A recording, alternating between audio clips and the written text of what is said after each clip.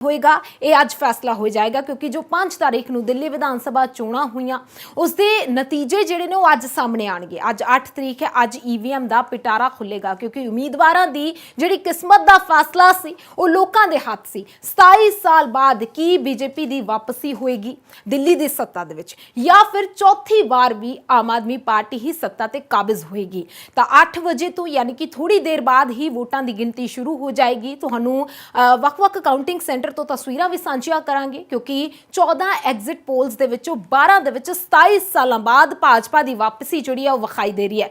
2 दे विच हालांकि केजरीवाल सरकार की भविष्यवाणी की गई है और जेकर चौथी बार केजरीवाल आउंदे ने तां एक इतिहास जिहड़ा है दिल्ली की सत्ता दे विच बन जाएगा क्योंकि इस तो पहलां जेकर गल कर ली जाए तो शीला दीक्षित जो कि कांग्रेस के मुख मंत्री सन वो भी 3 बार दिल्ली के उपर राज किया उन्होंने दे वल्लों भी, ते केजरीवाल भी 3 टर्म्स के लिए ही मुख मंत्री रहे। पर आम आदमी पार्टी जिस तरीके दे नाल नारा लगाती रही कि चौथी बार भी दिल्ली की जिहड़ी आवाम है वो केजरीवाल नूं ही स्वीकार करेगी और जेकर भाजपा की सरकार बनती है तो 27 साल बाद सत्ता दे विच भाजपा की वापसी होएगी। इस तो पहला 1993 दे विच भाजपा ने 49 सीटां जीतियां सन ते 5 सालां दे विच 3 मुख मंत्री बने, मदन लाल खुराना, साहिब सिंह वर्मा ते सुषमा स्वराज।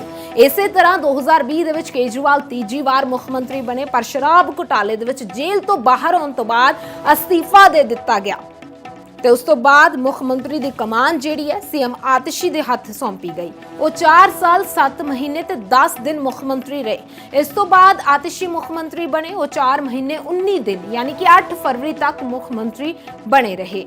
तो दिल्ली के मुख्य चोण अधिकारी एलिस वॉच ने कहा कि गिणती की निगरानी के लिए 5000 लोगों की टीम तैनात की गई है और तस्वीरां भी असीं सांझियां कीतियां क्योंकि थोड़ी देर दे विच ही जिहड़े रुझान ने वो आने शुरू हो जाएंगे, वोटां की गिनती शुरू हो जाएगी। पर सवाल यह है कि दिल्ली की आवाम दे वल्लों केजरीवाल नूं चौथी बार भी स्वीकार किया जाना या फिर दिल्ली की आवाम इस बार बदलाव चाहुंदी है।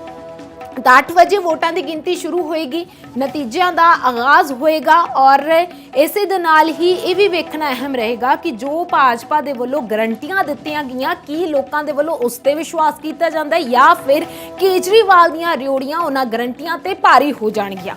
तां राजधानी दा राज किस दे सिर ते ताज, इस सवाल तो अज जवाब जिहड़ा इस सवाल का मिल जाएगा। और जेकर हॉट सीट्स की गल कर ली जाए, नवी दिल्ली जिथे खुद आप सुप्रीमो ते दिल्ली के साबका मुख मंत्री अरविंद केजरीवाल चोण मैदान दे विच सन, परवेश शर्मा उन्हां दे सामने मुकाबले दे विच सन ते इस तो इलावा शीला दीक्षित दे पुत्र इस सीट ते चोण मैदान दे विच सन। जंगपुरा तो आम आदमी पार्टी के डिप्टी सीएम मनीष सिसोदिया और इस तो इलावा जेकर गल कर ली जाए कुछ सिख चेहरिਆਂ ਨੂੰ भी जिहड़ी जगह है वो बीजेपी दे वल्लों दित्ती गई सी।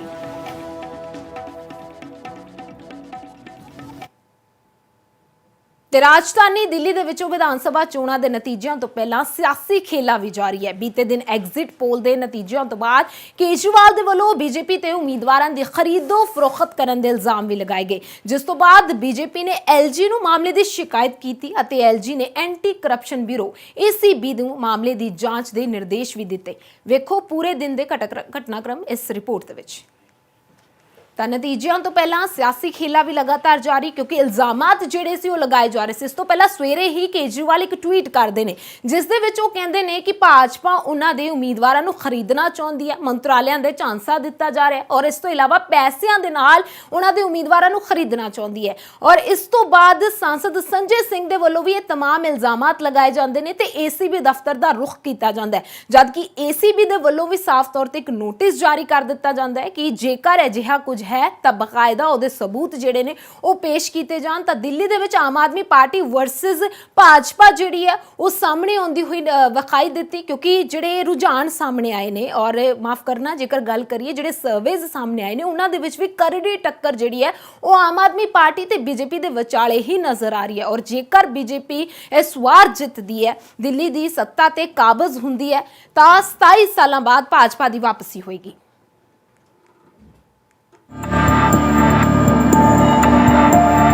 दिल्ली च मुड़ तो ऑपरेशन लोटस की गूंज है। आम आदमी पार्टी का दावा है कि बीजेपी के वल्लों उन्हां दे उम्मीदवारां नूं खरीदण की कोशिश हो रही है।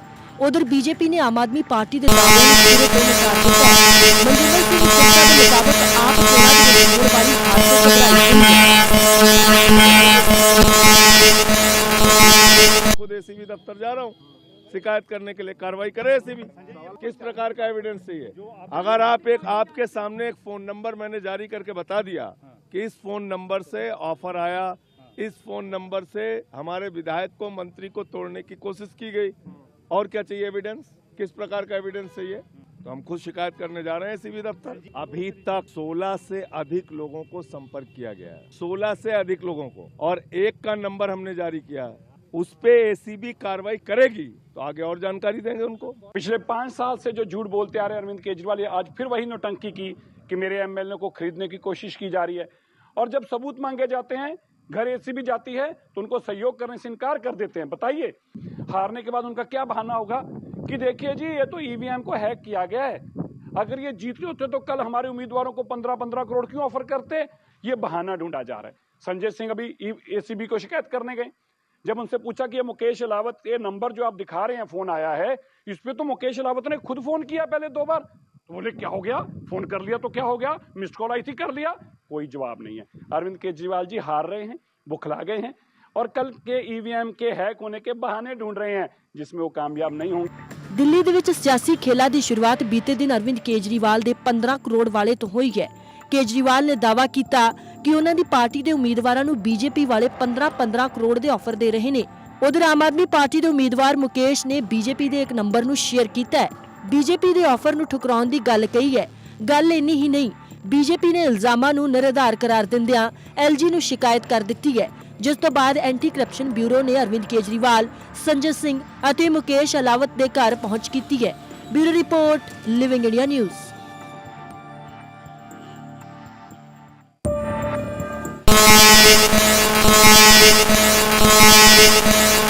राजधानी के गुजरात राज्य क्योंकि ਦਿੱਲੀ ਦੇ ਜਿਹੜੇ ਵੋਟਰਸ ਨੇ ਉਹਨਾਂ ਦੇ ਵੱਲੋਂ ਕਿਸ ਦੇ ਹੱਕ ਦੇ ਵਿੱਚ ਵੋਟਾਂ ਭੁਗਤਾਈਆਂ ਗਈਆਂ ਨੇ, ਇਸ ਦਾ ਫੈਸਲਾ ਅੱਜ ਹੀ ਹੋਏਗਾ। ਅੱਜ ਫੈਸਲੇ ਦੀ ਘੜੀ ਹੈ ਜਿਸ ਦਾ ਸਭ ਨੂੰ ਇੰਤਜ਼ਾਰ ਸੀ ਕਿ ਆਖਿਰਕਾਰ ਦਿੱਲੀ ਦੀ ਆਵਾਮ ਕਿਸ ਨੂੰ ਮੌਕਾ ਦਿੰਦੀ ਹੈ। ਤਾਂ ਸੀਐਮ ਆਤਸ਼ੀ जो कि इस वक्त तस्वीरों भी असीं तुहाडे नाल सांझा करांगे। विचारिक भी मैं हमेशा मतभेद रहे जिंदगी में, कभी भी मैं भाजपा के साथ नहीं आई। जितना अच्छा कांग्रेस करेगी उतना फायदा बीजेपी को। ये आपकी सोच है। मुझे लगता है लोगों को 3 उम्मीदवार मिले थे, तीनों में से एक को चुनना था और आज फैसला हो चुका है। किसी ने ना किसी का वोट काटा है, ना किसी के लड़ने झगड़ने से किसी को मुद्दों पर चुनाव हुआ। दिल्ली फैसला कर चुकी है, 3 में से नंबर उम्मीद कर रहे हैं। देखिए, हम मजबूती से लड़े। अब कहना मुश्किल होगा क्योंकि मैं खुद चुनाव लड़ रही थी, मैं कालका जी में सारा समय रही, मैं दिल्ली की दूसरी किसी सीट पे नहीं जा पाई। अगर मैं महिला कांग्रेस की राष्ट्रीय अध्यक्ष के तौर पे अगर पूरी दिल्ली में प्रचार कर रही होती, एग्जैक्ट नंबर बता पाती, लेकिन मैं कालका दिल्ली का बता दीजिए। नई दिल्ली तो अरविंद केजरीवाल हार रहे हैं। नाते आपको लगता है कि मुझे लगता है मनीष सिसोदिया और आतिशी का भी विकेट गिरने वाला है। जो महिला होने के नाते क्या लगता है कि आप महिलाओं में प्रभाव छोड़ पाए, जो वोटर थी महिलाएं उनमें प्रभाव छोड़ पाए? जो देखिए, समय मेरे पास कम रहा, लेकिन कालका जी में जितना भी मुझे समय डे है, कितनी कॉन्फिडेंट है आप अपनी फाइट को लेके? देखिए, ये जो चुनाव रहा है ये कोई साधारण चुनाव नहीं रहा। हाँ। ये एक अच्छाई और बुराई की लड़ाई रही है, ये काम और गुंडागर्दी की लड़ाई रही है, और मुझे पूरा भरोसा है कि कालका जी के लोग और पूरी दिल्ली के लोग अच्छाई के साथ खड़े होंगे, काम के साथ खड़े होंगे, आम आदमी पार्टी और अरविंद केजरीवाल जी के साथ खड़े होंगे। दिल्ली के लिए कोई नंबर आप प्रेडिक्ट करना चाहेंगे आज?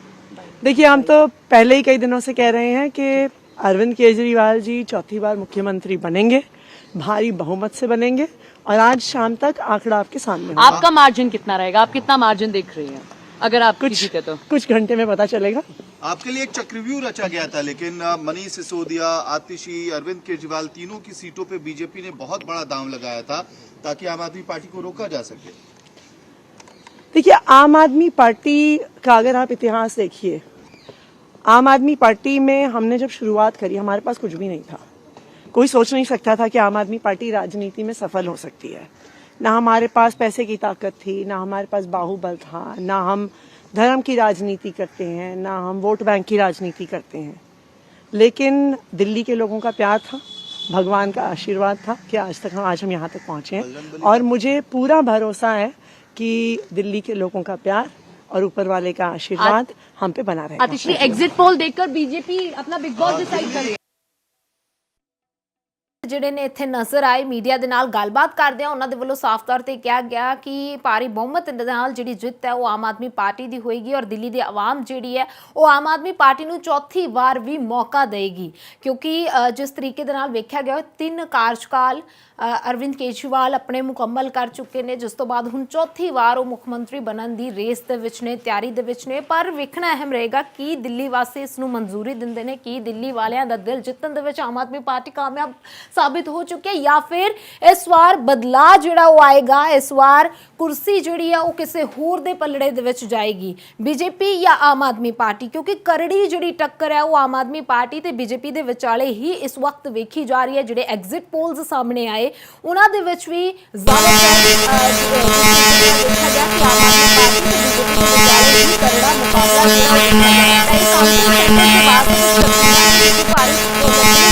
ਫੋਰਸ ਜਿਹੜੀ ਹੈ ਉਹ ਤਾਇਨਾਤ ਕੀਤੀ ਗਈ ਹੈ ਔਰ ਬਕਾਇਦਾ ਅੱਜ ਥੋੜੀ ਦੇਰ ਦੇ ਵਿੱਚ ਹੀ ਜਿਹੜੀ ਕਾਊਂਟਿੰਗ ਹੈ ਉਹ ਸ਼ੁਰੂ ਹੋ ਜਾਏਗੀ, ਰੁਝਾਨ ਆਣੇ ਸ਼ੁਰੂ ਹੋ ਜਾਣਗੇ। ਵੇਖਣਾ ਅਹਿਮ ਰਹੇਗਾ ਕਿ ਦਿੱਲੀ ਵਾਸੀਆਂ ਦੇ ਦਿਲ ਦੇ ਵਿੱਚ ਕਿਸ ਪਾਰਟੀ ਨੇ ਜਗ੍ਹਾ ਬਣਾਈ। जीत सच की होगी, जीत हमारी मेहनत की, जीत हमारे कसूरवारों के लोगों की होगी। मुझे पूरा विश्वास है हमारे लोग मुझे फिर से सेवा करने का मौका देंगे। देखिए अब जो समय है वो जनता के डिसीजन का है। हर कोई व्यक्ति कहता है मैं जीत रहा हूँ, कोई भी उम्मीदवार ये नहीं कहता मैं हार रहा हूँ। अब देखना है जनता किसको मौका देती है उसकी सेवा करने का।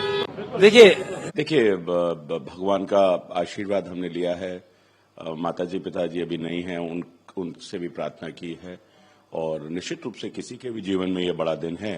और मैं मानता हूं कि जिस प्रकार से देश के प्रधानमंत्री मोदी जी के नेतृत्व में भारत विकसित भारत बन रहा है, उसी तरह से दिल्ली में कमल खिलेगा और दिल्ली विकसित दिल्ली बनेगी। दिल्ली पूरी तरह से 10 साल से बेहाल है और इस बार पूरी तरह भारतीय जनता पार्टी के कमल की आंधी है और कमल खिलेगा, भारतीय जनता पार्टी की सरकार।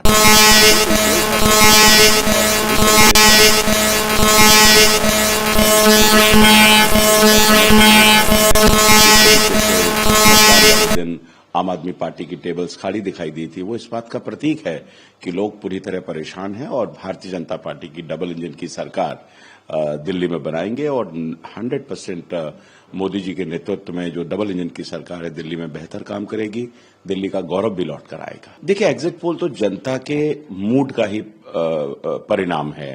जो जनता सोच रही है, जो जनता कह रही है, जिस प्रकार से उन्होंने दिल्ली में भ्रष्टाचार देखा है। एग्जिट पोल लोगों का होता है, एग्जिट पोल करने वालों को बटन नहीं दबाना होता मशीन के ऊपर, बीजेपी नेताओं को बटन नहीं दबाना होता या एडमिनिस्ट्रेशन को बटन नहीं दबाना होता, बटन जनता दबाती है और जनता ने अपने हकों की लड़ाई लड़ने वाले अरविंद केजरीवाल के समर्थन में अपना मैंडेट दिया है। हमको पूरा कॉन्फिडेंस है।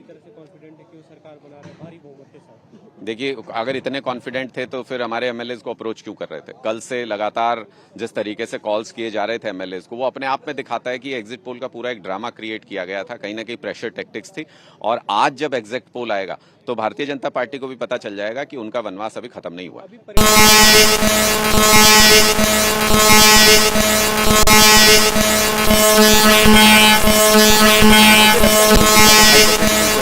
इस तरीके के कोई इंडिकेशंस है नहीं किसी भी तरीके के।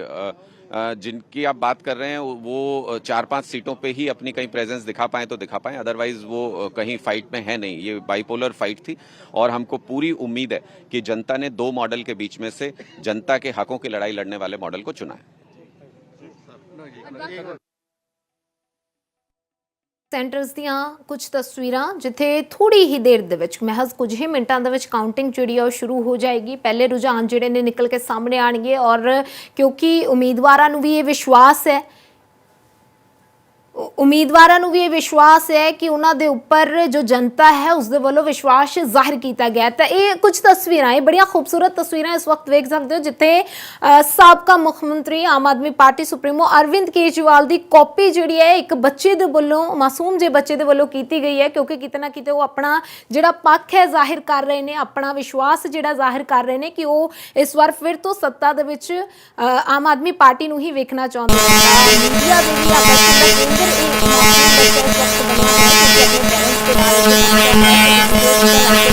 ਤੁਹਾਡੇ ਨਾਲ ਸਾਂਝਾ ਕਰ ਰਹੇ ਹਾਂ ਕਿ ਭਾਰੀ ਪੁਲਿਸ ਬਲ ਜਿਹੜਾ ਤਾਇਨਾਤ ਕੀਤਾ ਗਿਆ ਤਾਂ ਕਿ ਕਿਸੇ ਵੀ ਤਰੀਕੇ ਦੀ ਕੋਈ ਹਲਚਲ ਜਿਹੜੀ ਹੈ ਨਾ ਹੋ ਸਕੇ। ਹਾਲਾਂਕਿ ਇਲਜ਼ਾਮਾਤ ਜਿਹੜੇ ਨੇ ਉਹ ਵੀ ਲਗਾਤਾਰ ਬਰਕਰਾਰ ਨੇ। ਬੀਤੇ ਦਿਨ ਵੀ ਵੇਖਿਆ ਕਿ ਆਮ ਆਦਮੀ ਪਾਰਟੀ ਦੇ ਵੱਲੋਂ ਲਗਾਤਾਰ ਇਲਜ਼ਾਮ ਲਗਾਏ ਗਏ ਭਾਜਪਾ ਦੇ ਉੱਪਰ, ਜਦਕਿ ਭਾਜਪਾ ਦੇ ਵੱਲੋਂ ਵੀ ਪਲਟਵਾਰ ਜਿਹੜਾ ਕੀਤਾ ਗਿਆ।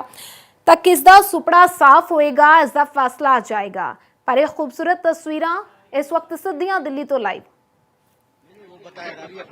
केजरीवाल के बारे में थोड़ा सा बताओ जल्दी नहीं आपको थोड़े प्यार केजरीवाल बोलो ना, आप बोल रहे ना जी।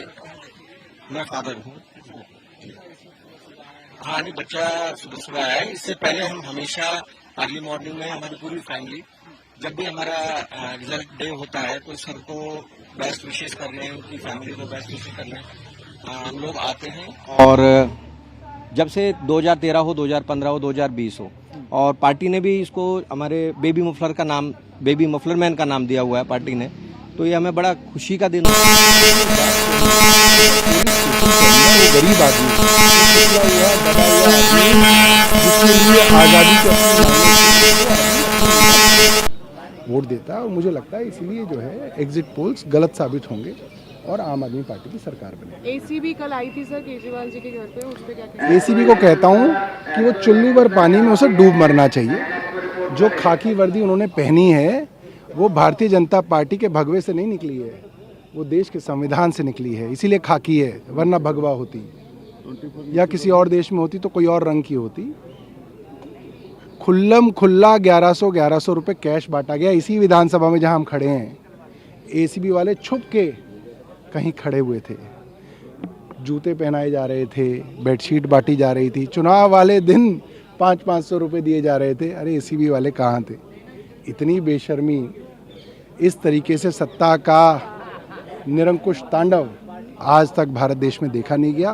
और ये बहुत ज़्यादा जो है शर्म की बात है कि पूरा विश्व देख रहा है कि एक दुनिया की सबसे बड़ी पार्टी कहलाने वाली भारतीय जनता पार्टी एक छोटे से राज्य को, जिसको ये राज्य भी नहीं मानते, मुख्यमंत्री के उन्होंने सारी लोक